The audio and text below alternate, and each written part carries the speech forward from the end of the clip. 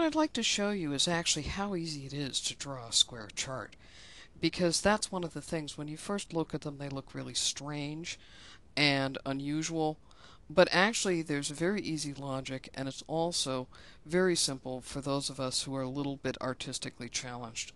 So here I am, I'm in Paint, and so it's not a very sophisticated program, but I don't need a very sophisticated program. So here I go. I'm going to start out and I'm simply going to draw a line. And actually what I'm going to draw is a square. So I'm going to just put my sides in here, and you'll see I'm doing this roughly, but if I were doing this on paper, I would be doing it even more roughly.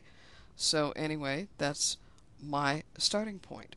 All I have to do the next step is find the approximate midpoint of one of the lines, and now I draw a line there, and I draw lines from each midpoint to the midpoint on the next diagonal, and so now I have the next piece.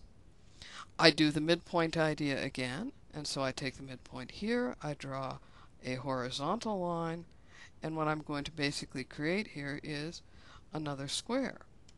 And so it's a square within a square within a square.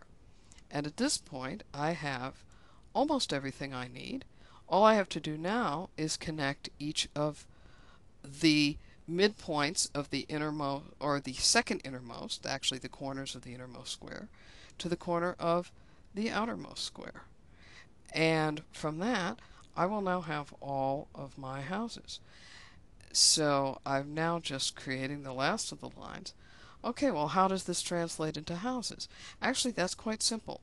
You see, I'm on the middle box. The inner box is where you'd put the information, the chart information, but here I am in the position like the ascendant on a circular chart. This is my first house.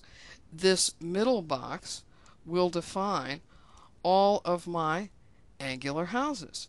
And so I have the 4th, I have the 7th, and now I have the 10th. The succedent and cadent houses are actually in the outermost box.